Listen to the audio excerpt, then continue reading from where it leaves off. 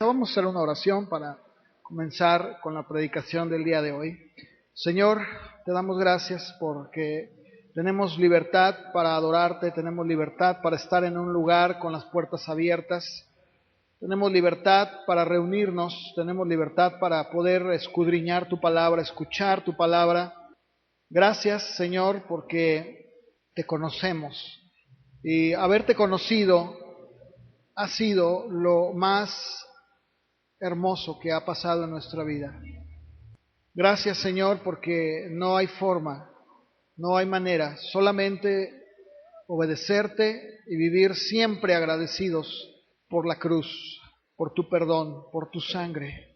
Ahora, Señor, que vamos a entrar a tu palabra, quiero pedirte, Señor, que tu Espíritu Santo pueda abrir nuestro entendimiento, pueda abrir, Señor, las páginas de este libro que tú nos has dejado para que nuestra alma y nuestro espíritu puedan entender, puedan comprender lo que tú tienes para nosotros, Padre.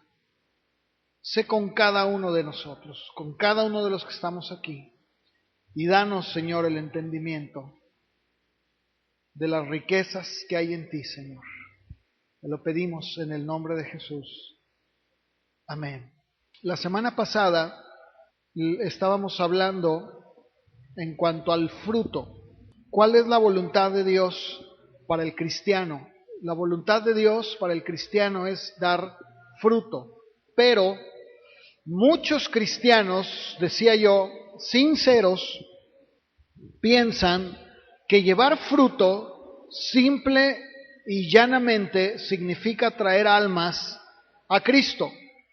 Pero llevar fruto significa algo mucho más grande aún que ganar almas, aunque es válido y el fruto es parte de hablarle a la gente, es fruto de nuestra vida, pero no es en sí mismo lo que el Señor quiere para nuestra vida. El fruto al que Jesús se refiere y que la Biblia se refiere cuando dice dar fruto y que su fruto permanezca, y dice, y en esto es glorificado mi Padre, en que lleven mucho fruto, se refiere a que seamos semejantes a Cristo Jesús.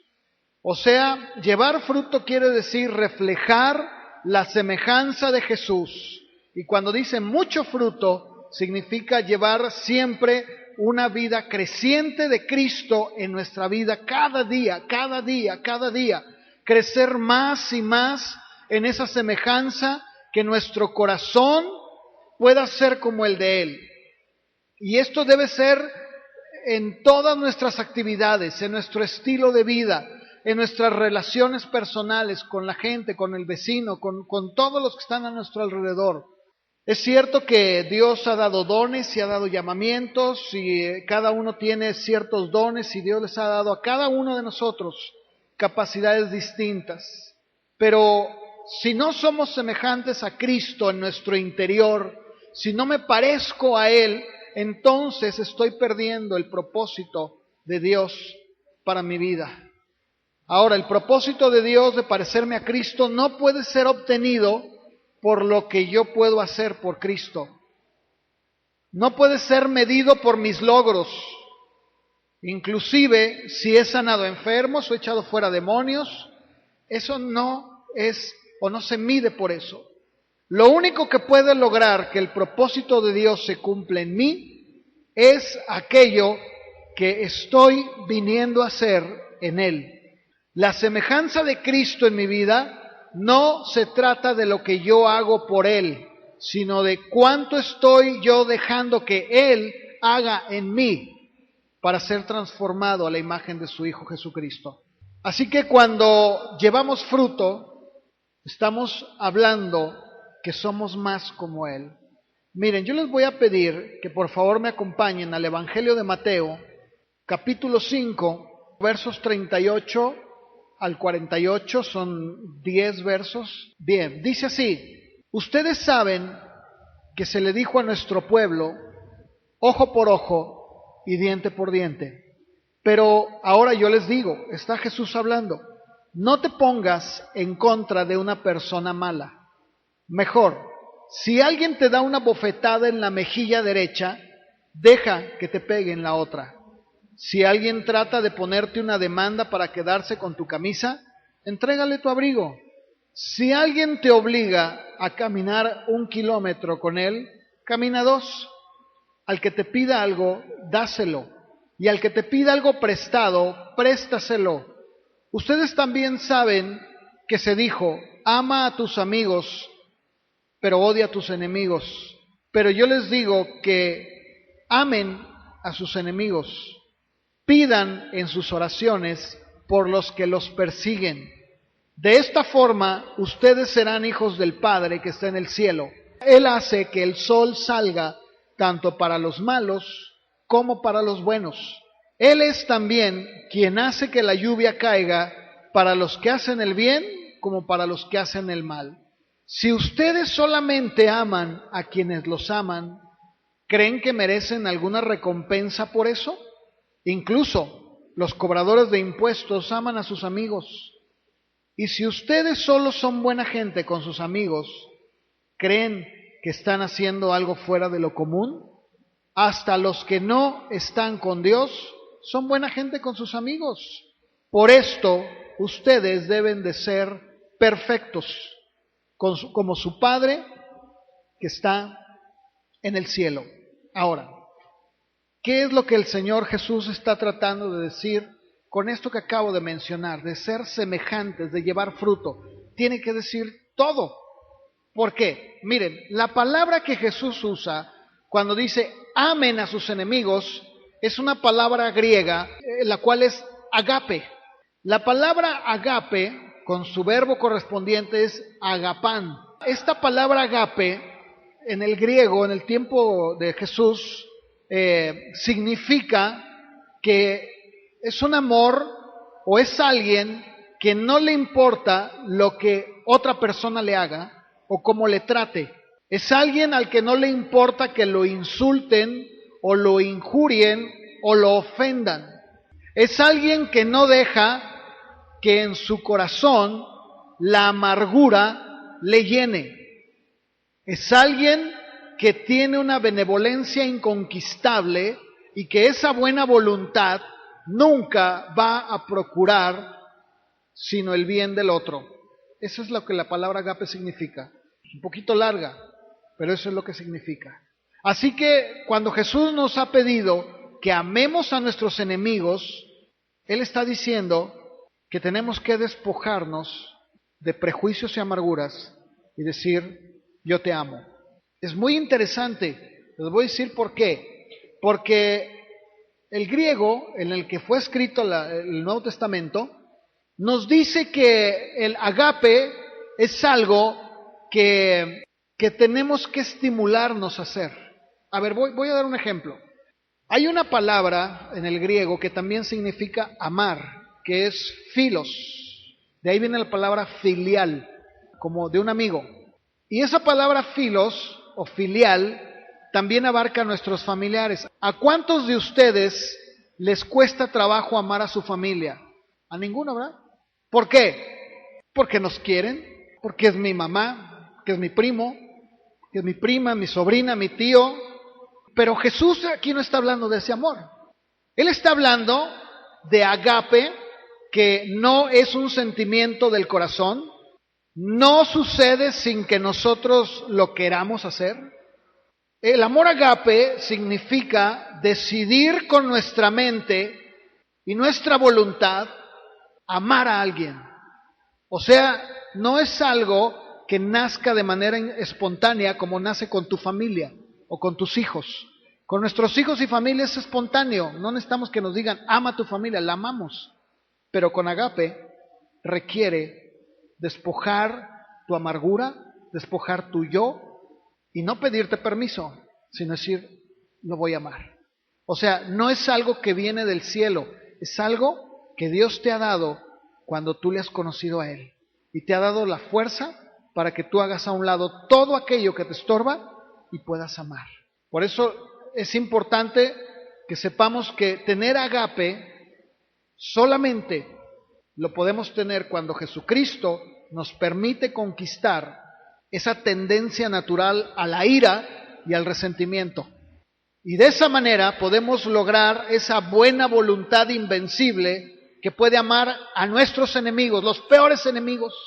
¿Te das cuenta por qué es importante? Ahora voy a llegar al punto del por qué estoy hablando esto, ¿sí? Cuando Jesús dijo esto, en el último versículo, si ustedes están ahí conmigo, verso 48, después de que dio esta lista de amar a los enemigos y al que te ofenda, ¿qué dice en el verso 48? Ustedes, fíjense, al final de esta plática que tiene con sus discípulos, Jesús termina y dice, sean pues perfectos.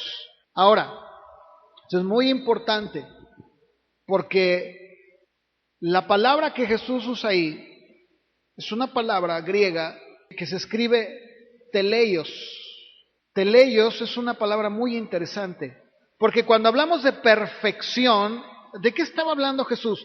¿Será que acaso Él estaba diciendo que tenemos que ser perfectos como Dios? ¿Quién puede ser perfecto como Dios? Nadie. No podemos. Pero ¿eso era lo que Él estaba diciendo? Claro que no, ¿verdad? Él estaba hablando que tenemos que ser en la semejanza como es Dios, en el amor que tiene Dios, ser igual que Dios. Esa palabra teleios significa tener una medida, tener una...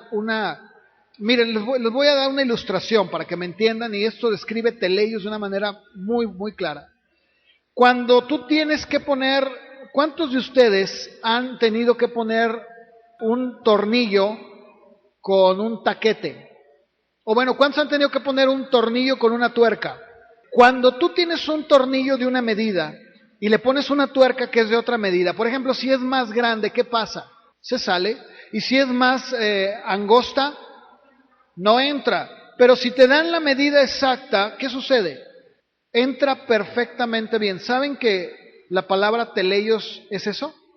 Es algo que embona perfectamente bien en algo.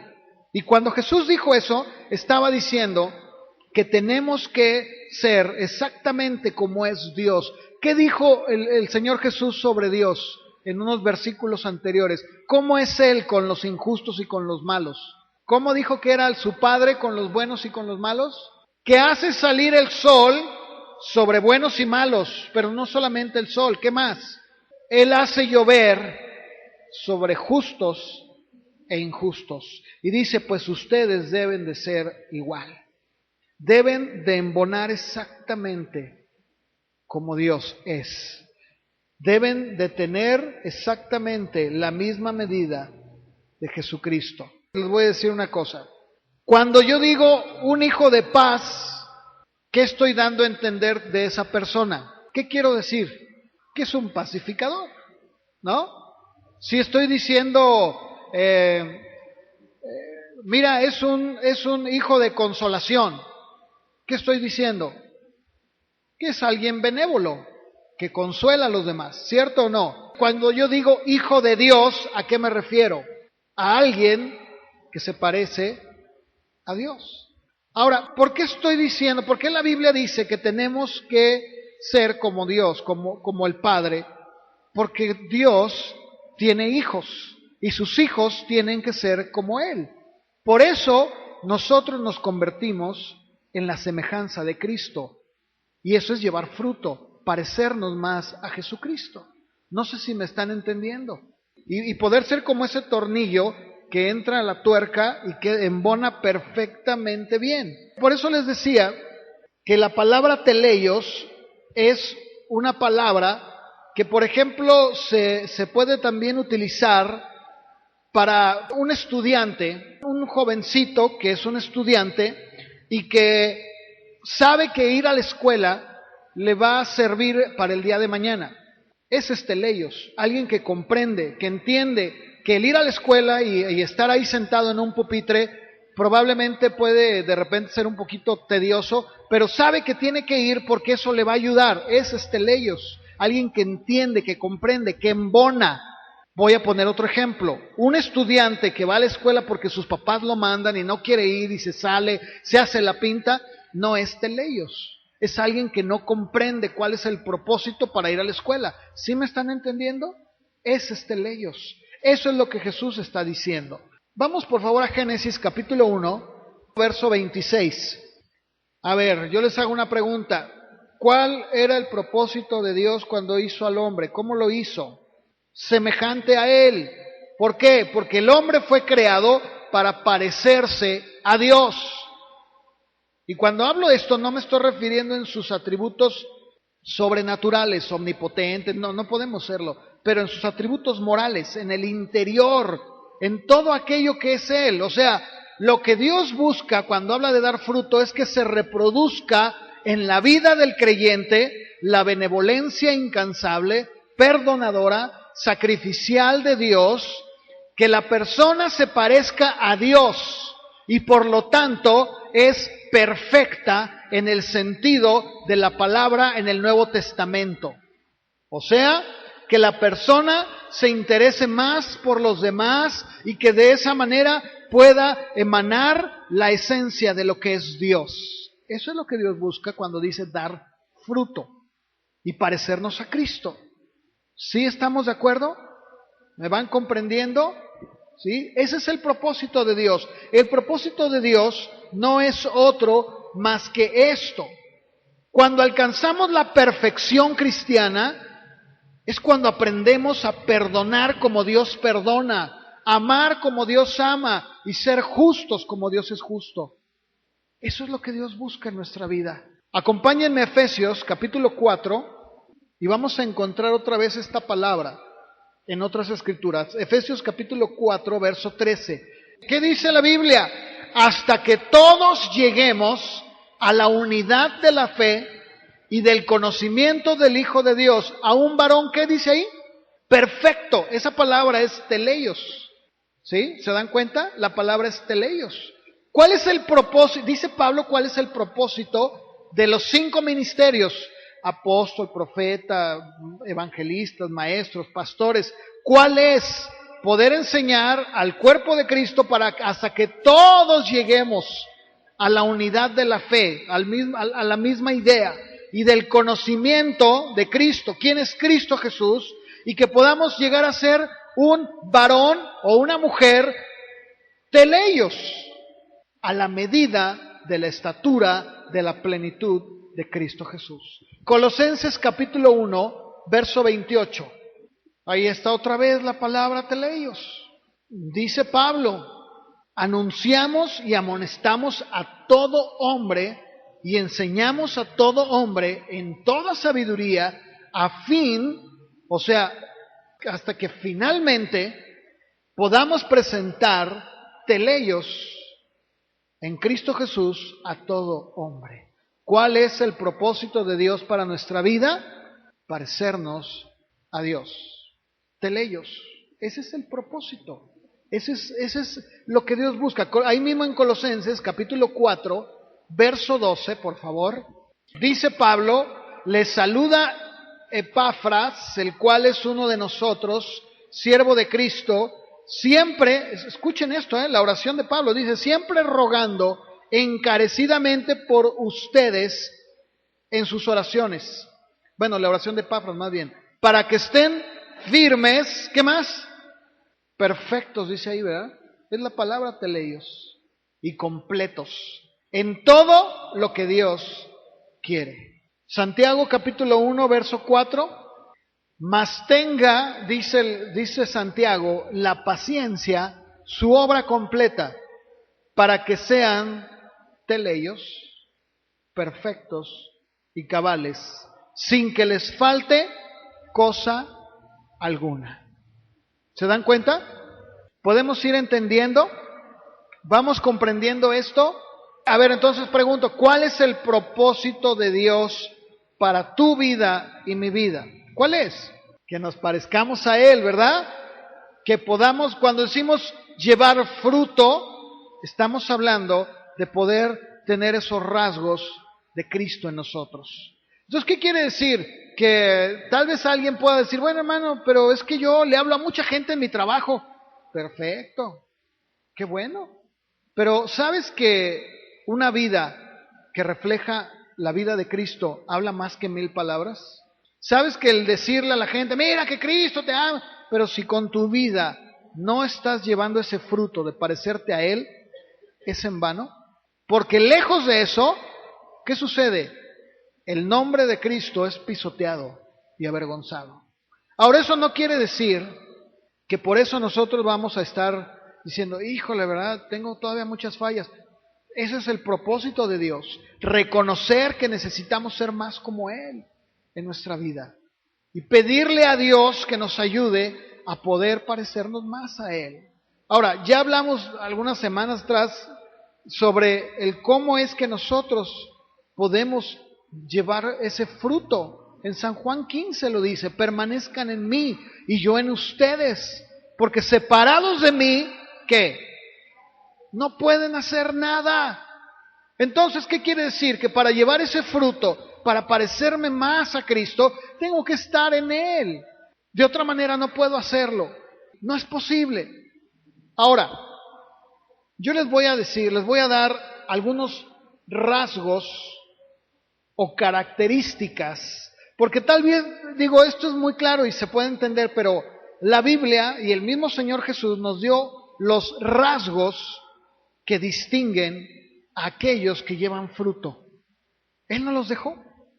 Él dejó cómo son aquellos o aquellas que llevan fruto y fruto en abundancia. De tal manera que la gente cuando los ve puede glorificar a Dios por ellos. Decir, wow, mira, yo puedo ver en tu vida un cambio bien tremendo. Yo puedo ver que eres distinto. Yo puedo ver que eres distinta. Yo puedo ver que tu modo de hablar no es igual. Tú no dices malas palabras. Eres tranquilo. Ese es el reflejo de Cristo. Pero si no lo pueden ver, entonces dice que la sal, cuando pierde su sabor, ¿para qué sirve? Para ser pisoteada y hollada, ¿verdad? Así desmoronada, por los hombres. Ahora, por favor acompáñenme a Mateo capítulo 5, versos del 1 al 3. El día de hoy voy a cubrir nada más la primera característica o el primer rasgo de aquellos hombres y mujeres que están dando fruto. A ver, ¿cuál fue la primera bienaventuranza? Miren, hay algo bien interesante, porque las bienaventuranzas se hablaron en arameo y se escribieron en griego.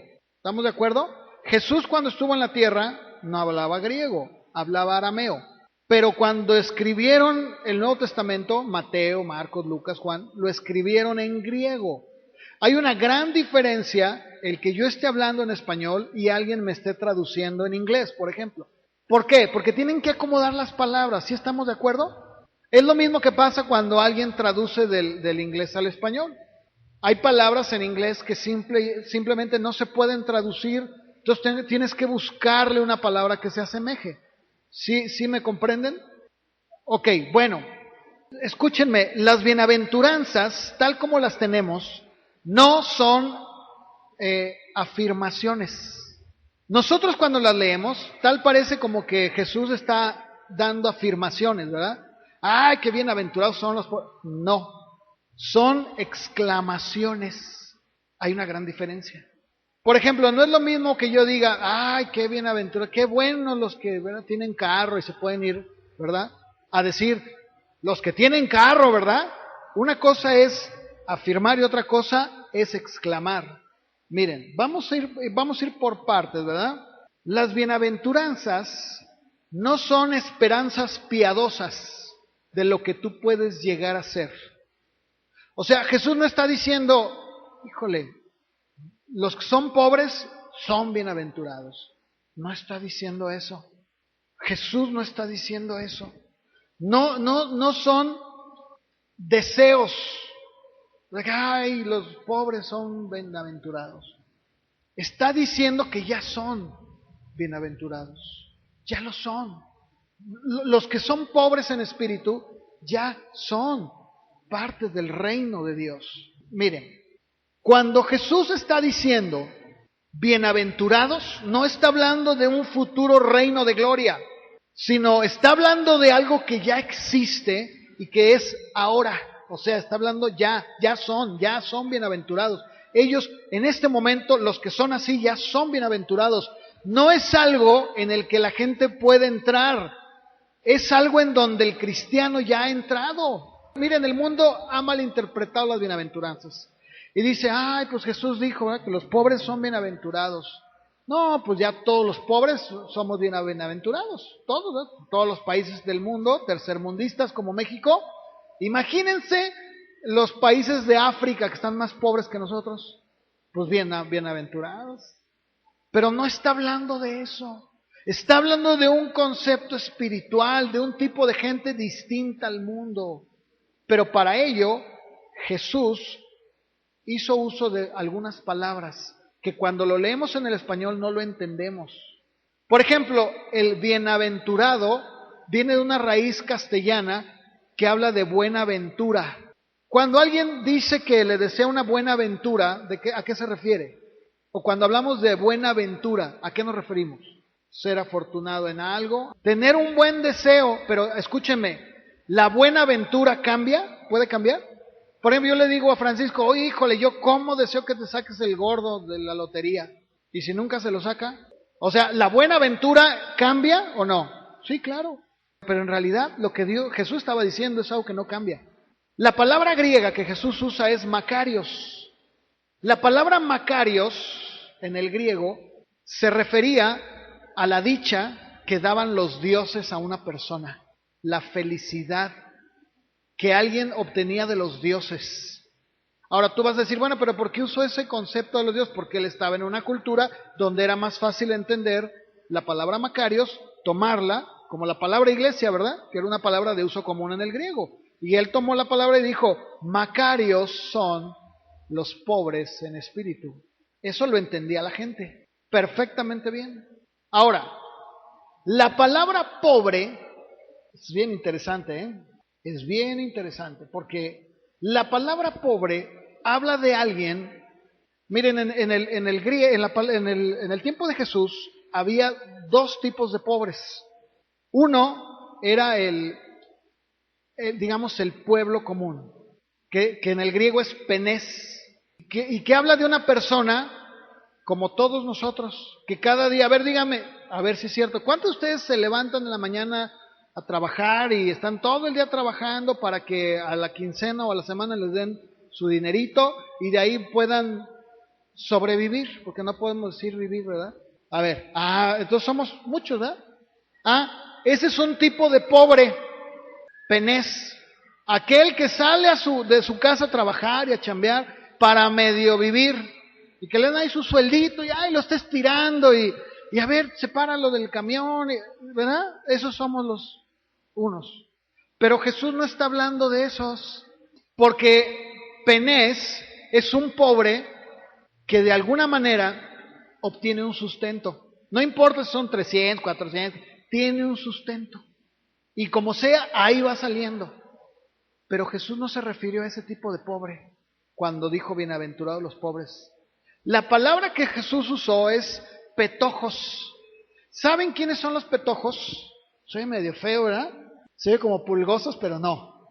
Miren, les voy a decir, Petojo describe a alguien en una pobreza absoluta. Óiganme, ¿podrá haber alguien más pobre? Sí, un montón de gente. ¿Cierto o no? ¿Cuánta gente?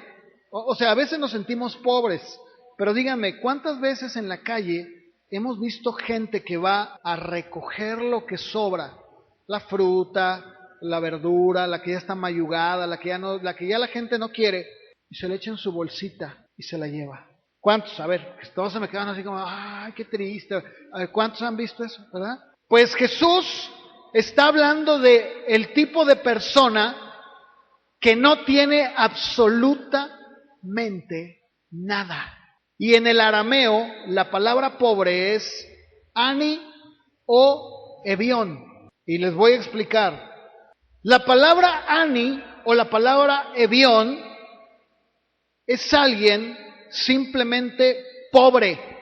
Alguien que no tiene ninguna influencia, poder, ayuda o prestigio. Alguien que está oprimido por los hombres.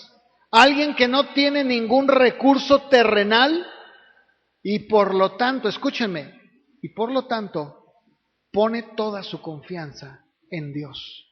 ¿Cuántos de ustedes pueden decir que son petojos?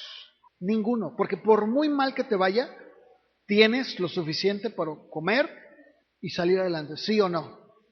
Pero Jesús no está hablando de esos. Está hablando de una persona que pone toda su confianza en el sustento diario de Dios. Ahora, cuando a eso le agregamos pobre, petojo en espíritu, ¿de qué está hablando? Está hablando de una persona que es bendita porque está consciente de que su total indefensión y que toda su confianza está puesta en Dios. Es aquel que sabe que en su necesidad y en toda su vida depende solamente de Dios y que esa necesidad va a ser suplida solamente por Él. Es aquel que se da cuenta que está desvalido, pero que su riqueza está en Dios. Ahora yo te voy a decir una cosa. Si tú eres una persona en tu vida, o somos parte de un penés, pues ni modo, ¿verdad? Pero lo que Dios busca en nuestra vida espiritual es que seamos petojos. ¿Sabes que una persona que no tiene ni un peso en la bolsa, literalmente, pero no como vamos a decir, ay, no, yo, pastor, yo a ver, no tengo, no tienes porque eres un malgastado, no lo administras bien, o ¿sí me explico? No me refiero a alguien que literalmente en su vida depende únicamente de la provisión de Dios. ¿Se acuerdan ustedes de una viuda pobre que llegó al templo y dio 2 blancas? Esa era una petojo. ¿Y qué dijo Dios? A ver, ¿qué dijo Dios de ella? Dice que llegaron los hombres ricos trayendo de lo que les sobraba. Y dice que esta mujer, anciana, llegó y dio 2 blancas. Las 2 blancas eran la moneda más de menor denominación. Y dijo, esta mujer dio más que ellos. ¿Por qué? Porque dio todo su sustento. ¿Y sabes que esa es la gente que Dios busca? Y no estoy hablando en lo material, en lo espiritual. Porque Él dijo, pobres, petojos en espíritu. Yo te pregunto, ¿eres una persona que espiritualmente dependes únicamente de Dios? ¿O cuando tienes un problema, una ansiedad, inmediatamente recurres a todos los medios y al último te acuerdas de Dios?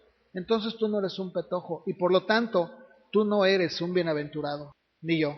Porque si queremos nosotros llevar fruto y ser como Cristo, tenemos que ser un petojo espiritual. Alguien que dice, Señor, no tengo nada más que a ti.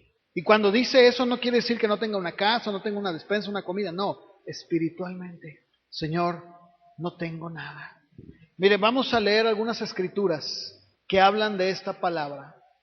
En el Antiguo Testamento, en el Salmo 34:6, ahí está la palabra. En el griego es petojos, en arameo o en hebreo, que es donde se tomó literalmente, es ani o evión.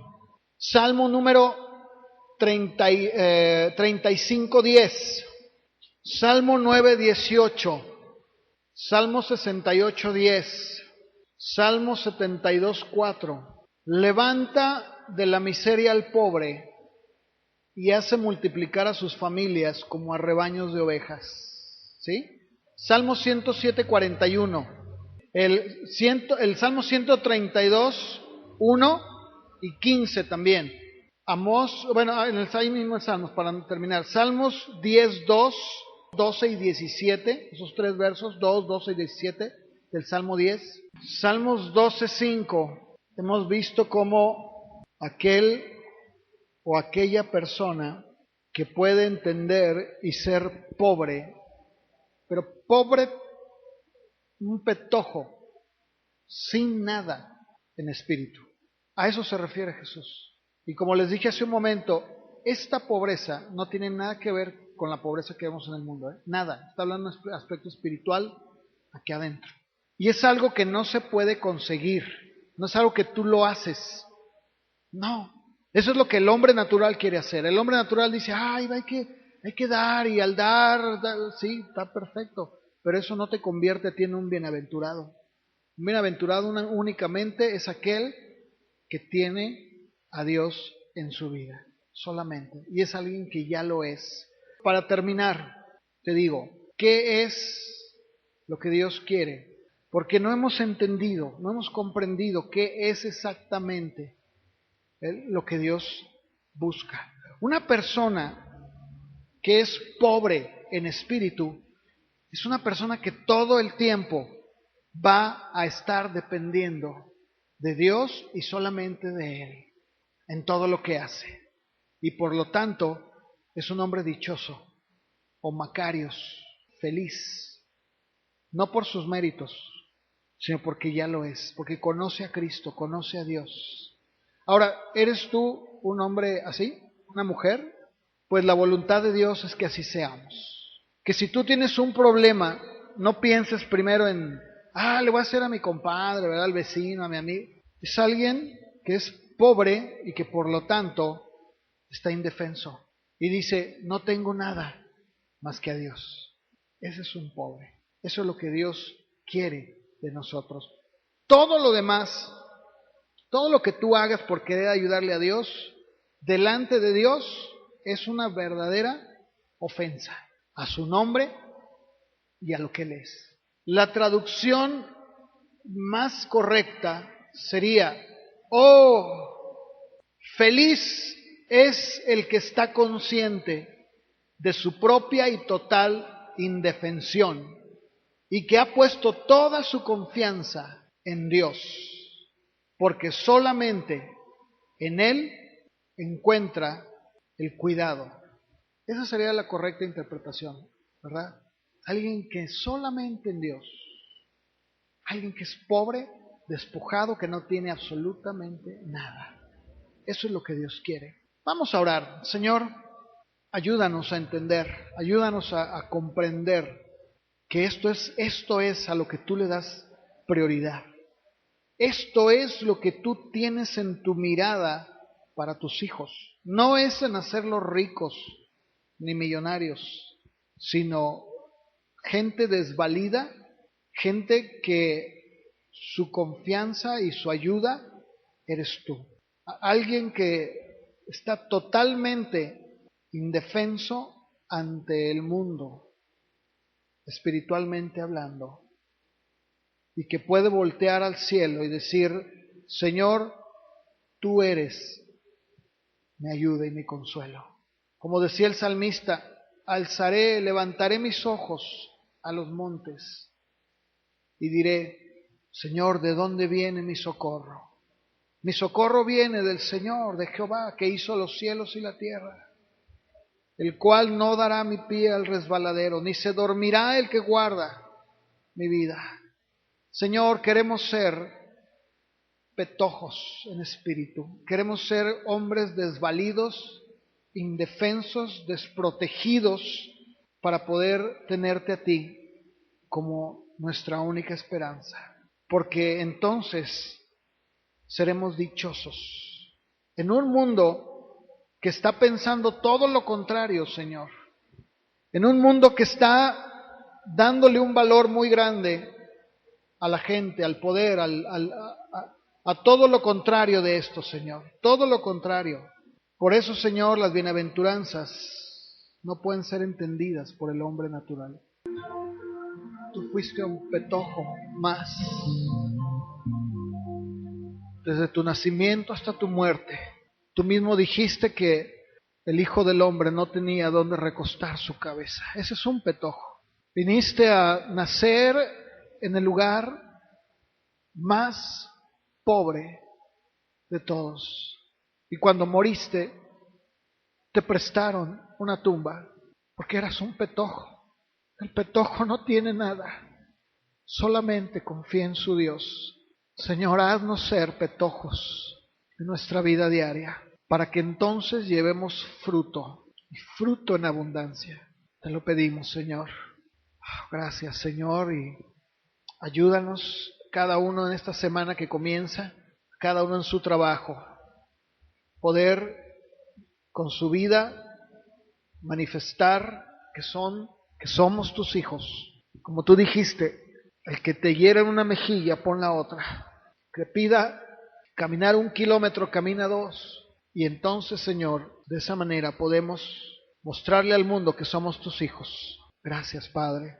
Te alabamos y te bendecimos y te doy la gloria y te pido que bendigas a cada uno de mis hermanos en su vida diaria. En el nombre de Jesús. Amén.